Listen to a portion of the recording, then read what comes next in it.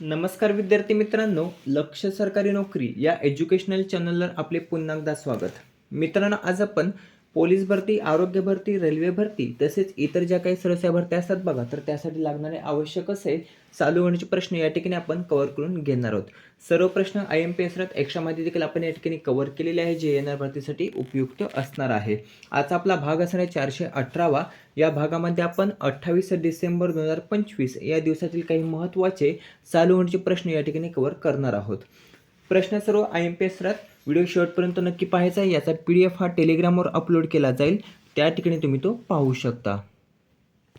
पहिला प्रश्न आहे, अमेरिकेतील रिफोकस वर्ल्ड फोटोग्राफी पुरस्कार 2025 हा नुकताच कोणास जाहीर झाला आहे? तर अमेरिकेतील रिफोकस वर्ल्ड फोटोग्राफी पुरस्कार 2025 हा भारतीय बैजू पाटील, नाव लक्षात ठेवायचं आहे, भारताचे बैजू पाटील यांना बघा अमेरिकेतील रिफोकस वर्ल्ड फोटोग्राफी पुरस्कार 2025 हा नुकताच जाहीर झालेला आहे. यांनी बघा यामध्ये गोल्ड मेडल व पहिला क्रमांक मिळवत हे बघा हा पुरस्कार जिंकणारे पहिले भारतीय फोटोग्राफर ठरलेले आहेत. लक्षात असू द्या, बैजू पाटील हे बघा रिफोकस वर्ल्ड फोटोग्राफी पुरस्कार जिंकणारे पहिले भारतीय ठरलेले आहेत. 109 देशांमधून हा किताब त्यांनी जिंकलेला आहे. किती? 109 देशांमधून त्यांनी हा किताब जिंकलेला आहे. याशिवाय वर्ल्ड फोटो ॲन्युअल 2025 मध्ये त्यांनी फोटोग्राफर ऑफ द इयर हा किताब देखील जिंकला असून ब्रॉन्झ मेडल देखील त्यांनी पटकावलेलं. कशामध्ये? तर वर्ल्ड फोटो ॲन्युअल 2025 मध्ये त्यांनी फोटोग्राफर ऑफ द इयर तसेच ब्रॉन्झ मेडल पटकावलेले आहे. एक प्रश्न तुमच्यासाठी, यावर्षीचा वाईल्ड लाईफ फोटोग्राफर पुरस्कार हा कोणत्या फोटोस आणि कोणास प्रदान करण्यात आला? प्रश्न महत्त्वाचा आहे. वाईल्ड लाईफ फोटोग्राफर पुरस्कार 2025 हा कोणास आणि कोणत्या फोटोस प्रदान करण्यात आला? याचं उत्तर आपल्याला कमेंट करून सांगायचं आहे. दुसरा प्रश्न आहे, भारतीय तटरक्षक दलाचे पहिले स्वदेशी प्रदूषण नियंत्रण जहाज हे कोणते आहे? प्रश्न हा देखील महत्त्वाचा आहे. याचं उत्तर असणार आहे पर्याय क समुद्र प्रताप. तर समुद्र प्रताप हा भारतीय तटरक्षक दलाचे पहिले स्वदेशी प्रदूषण नियंत्रण जहाज आहे, जे कोणी विकसित केलेले आहे? तर गोवा शिपयार्ड लिमिटेड, नाव लक्षात ठेवायचं आहे, गोवा शिपयार्ड लिमिटेडने विकसित केले आहे समुद्र प्रताप, जे भारतीय तटरक्षक दलाचे पहिले स्वदेशी प्रदूषण नियंत्रण जहाज आहे. महत्त्वाचा प्रश्न आहे. लांबी आपण पाहिली तर 114.5 मीटर एवढी लांबी आहे. रुंदी आहे 16.5 मीटर एवढी त्याची रुंदी आहे. वजन किती आहे? तर 4.170 टन एवढं ते वजन असून यामध्ये 30 मिमी CRN 91 तोफा, एकात्मिक अग्नि नियंत्रण प्रणालीसह 12.7 मिमी स्थिर रिमोट नियंत्रित तोफा, त्यानंतर स्वदेशी विकसित एकात्मिक पूल प्रणाली, स्वयंचलित ऊर्जा व्यवस्थापन प्रणाली आणि उच्च क्षमतेची बाह्य अग्निशमन प्रणाली या इत्यादींचा यामध्ये समावेश असणार आहे. प्रश्न महत्त्वाचा आहे बघा, भारतीय तटरक्षक दलाचे पहिले स्वदेशी प्रदूषण नियंत्रण जहाज कोणते? तर समुद्र प्रताप आहे, जे गोवा शिपयार्ड लिमिटेडने विकसित केलेले आहे. एक्स्ट्रा माहिती जर आपल्याला हवी असेल तर टेलिग्राम आहे बघा, तर त्या ठिकाणी आपण एक्स्ट्रा माहिती ही कव्हर करत असतो, त्या ठिकाणी तुम्हाला ती मिळून जाईल. टेलिग्रामची लिंक ही डिस्क्रिप्शनमध्ये दिलेली आहे, त्या ठिकाणी तुम्ही ते पाहू शकता. प्रश्न क्रमांक 3 आहे, देशात रोलिंग बजेट प्रणाली लागू करणारे पहिले राज्य कोणते ठरलेले आहे? आपण बघा देशातील पहिल्या घटना ह्या कव्हर केलेल्या या अगोदर त्या आपल्याला पाहायच्या. त्यामध्ये सर्व देशातील जे काही 2025 मधील सर्व महत्त्वाचे आहेत बघा देशातील पहिले, तर त्या सर्व घटना आपण त्या ठिकाणी कव्हर केल्या. तो व्हिडिओ आपण अपलोड केलेला आहे, तो पाहू शकता. त्यामध्ये आपण जवळपास देशातील सर्व महत्त्वाचे पहिले हे कव्हर केलेले आहेत. येणाऱ्या भरतीसाठी ते उपयुक्त असणार आहेत. प्रश्न काय आहे? तर देशात रोलिंग बजेट प्रणाली लागू करणारे पहिले राज्य कोणते आहे? तर पर्याय ड मध्य प्रदेश. मध्य प्रदेश हे बघा रोलिंग बजेट प्रणाली लागू करणारे देशातील पहिले राज्य ठरलेले आहे. सुरुवात केव्हापासून होणार आहे? तर 2026-27 पासून याची सुरुवात ही होणार आहे. सतत चालू राहणारे बजेट हे असणार आहे. सतत चालू राहणारे बजेट हे असणार आहे. 3 वर्षाचा फ्रेमवर्क, ज्यामध्ये चालू वर्ष तसेच पुढील 2 वर्षाचे अंदाजित खर्च व महसूल असं हे असणार आहे बघा 3 वर्षाचं फ्रेमवर्क. आणि असं करणारं ते आता प्रथम राज्य ठरलेलं आहे. आता याची घोषणा किंवा हे जाहीर कोणी केले तर मध्य प्रदेशचे उपमुख्यमंत्री व अर्थमंत्री जगदीश देवडा. मध्य प्रदेशचे उपमुख्यमंत्री कोण आहेत तर जगदीश देवडा, तसेच ते अर्थमंत्री देखील आहेत आणि यांनीच हे नुकतंच जाहीर केलेलं आहे. आता मध्य प्रदेश हे रोलिंग बजेट प्रणाली लागू करणारे पहिले राज्य ठरले असून आता मध्य प्रदेशचे सध्याचे मुख्यमंत्री कोण आहेत तर मोहन यादव हे मध्य प्रदेशचे मुख्यमंत्री आहेत. मंगूभाई पटेल मध्य प्रदेशचे राज्यपाल आहेत. भोपाळ ही मध्य प्रदेशची राजधानी आहे.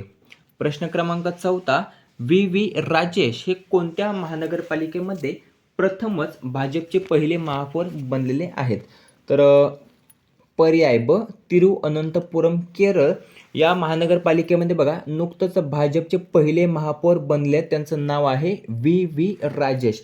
आतापर्यंत तिरुअनंतपुरम या महानगरपालिकेमध्ये एकही भाजपचा महापौर झाला नव्हता आणि आता नुकतंच बघा निवडणूक पार पडली आणि त्यामध्ये बघा सर्वात मोठा पक्ष ठरलेला आहे तिरुवनंतपुरममध्ये भाजप आणि भाजपचा प्रथमच महापौर बनला आहे बघा व्ही राजेश. नाव लक्षात ठेवायचं आहे व्ही राजेश हे तिरुवनंतपुरम केरळ या महानगरपालिकेतील पहिले भाजपचे महापौर बनलेले आहेत. प्रश्न महत्त्वाचा आहे, नाव लक्षात ठेवायचं आहे व्ही राजेश ते भारतीय जनता पार्टीचे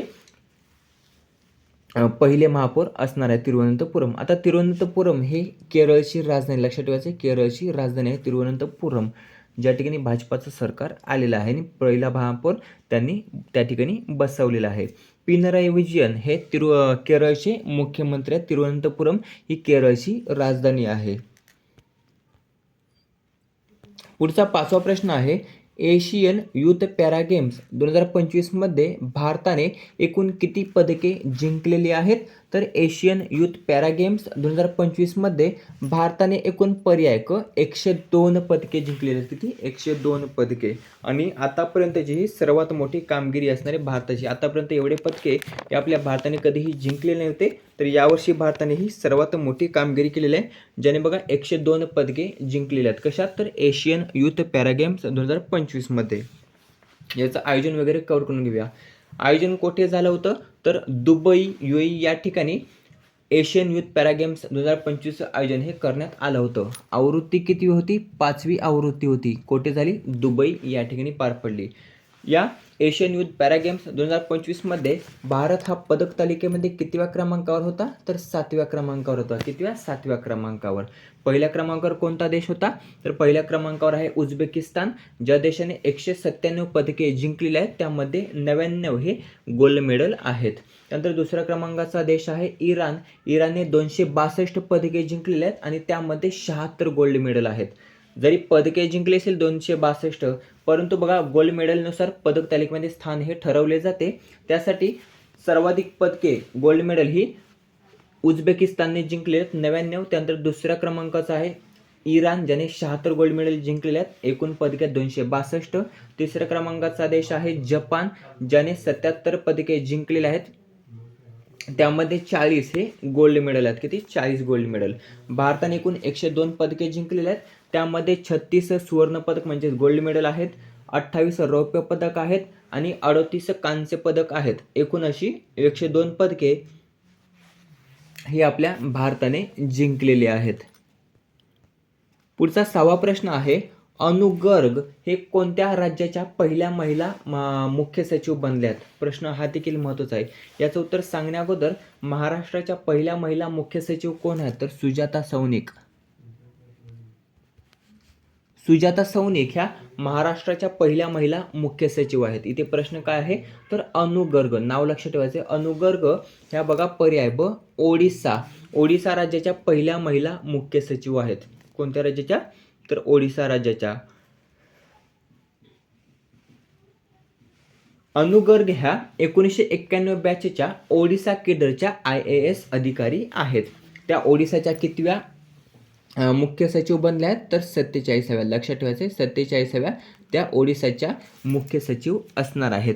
1 जानेवारी 2026 पासून त्यांचा कार्यकाळ हा सुरू होणार आहे. सध्या कोण आहेत तर मनोज अहुजा यांचा कार्यकाळ हा 31 डिसेंबर 2025ला संपणार असून 1 जानेवारी 2026 पासून ओडिसा राज्याच्या मुख्य सचिव म्हणून अनुगर्ग ह्या पदभार सांभाळणार आहेत. लक्षात ठेवायचं आहे मनोज अहुजा यांच्या जागेवर. आता ओडिसाच्या पहिल्या मुख्य सचिव बनले आहेत अनुगर्ग. त्यानंतर ओडिसाचे सध्याचे मुख्यमंत्री कोण आहेत तर मोहन चरण माझी हे ओडिसाचे बघा सध्याचे मुख्यमंत्री आहेत. ओडिसाची राजधानी काय आहे तर भुवनेश्वर ही ओडिसाची राजधानी आहे.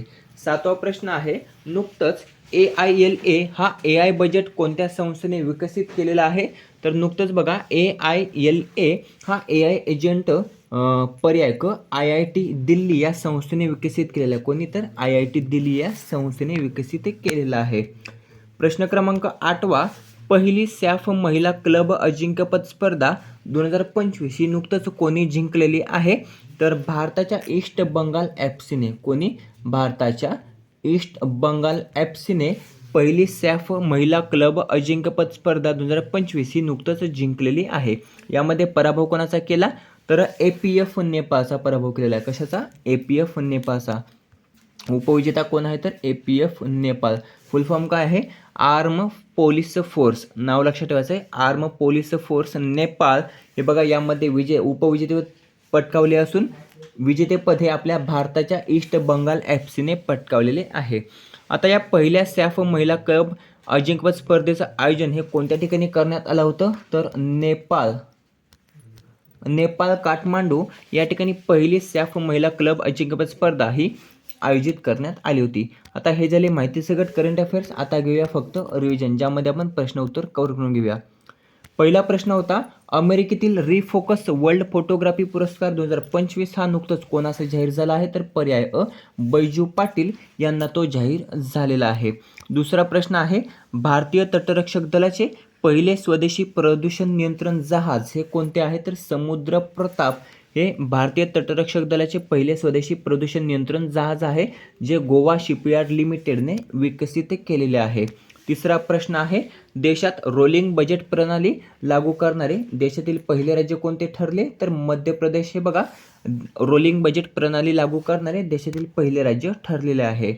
चौथा प्रश्न आहे VV राजेश हे कोणत्या महानगरपालिकेमध्ये प्रथमच भाजपचे महापौर बनले आहेत तर पर्याय तिरुवनंतपुरम ही जी काही महानगरपालिका आहे तर या महानगरपालिकेमध्ये भाजपचे पहिले महापौर बनले त्यांचं नाव आहे VV राजेश. पाचवा प्रश्न आहे एशियन युथ पॅरा गेम्स 2025 मध्ये भारताने एकूण किती पदके जिंकली आहेत तर पर्याय 102 पदके जिंकलेले आहेत. त्यामध्ये 36 सुवर्ण पदक आहेत, 28 रौप्य पदक आहेत आणि 38 हे कांस्य पदक आहेत. अशी एकूण 102 पदके ही आपल्या भारताने जिंकलेली आहेत. कशात तर एशियन युथ पॅरा गेम्स 2025 मध्ये. 6वा प्रश्न आहे अनुगर्ग ह्या कोणत्या राज्याच्या पहिल्या महिला मुख्य सचिव बनल्या आहेत तर अनुगर्ग ह्या ओडिसा राज्याच्या पहिल्या महिला मुख्य सचिव बनल्या आहेत. नाव लक्षात ठेवायचे अनुगर्ग महाराष्ट्राच्या कोण आहेत तर सुजाता सौनिक आहेत. 7वा प्रश्न आहे नुकतंच AILA हा AI एजंट कोणत्या संस्थेने विकसित केला आहे तर IIT दिल्ली या संस्थेने AILA हा AI एजंट नुकतंच विकसित केलेला आहे. 8वा प्रश्न आहे पहिली सॅफ महिला क्लब अजिंक्यपद स्पर्धा 2025 ही नुकतंच कोणी जिंकलेली आहे तर ईस्ट बंगाल FC याने बघा पहिली सॅफ महिला क्लब अजिंक्यपद स्पर्धा 2025 ही नुकतंच जिंकलेली आहे. मित्रांनो अशा प्रकारे महत्त्वाचे 8 चालू होणारचे प्रश्न या ठिकाणी आपण कव्हर केलेले JNR भरतीसाठी अतिशय महत्त्वाचे असणार आहेत. व्हिडिओ कसा वाटला कमेंट करून नक्की सांगायचा. व्हिडिओ आवडला असेल तर मित्रांसोबत जास्तीत जास्त शेअर करायचा आहे. याचा PDF हा टेलिग्रामवर अपलोड केला जाईल त्या ठिकाणी तुम्ही तो पाहू शकता. भेटूया पुढच्या भागामध्ये. धन्यवाद.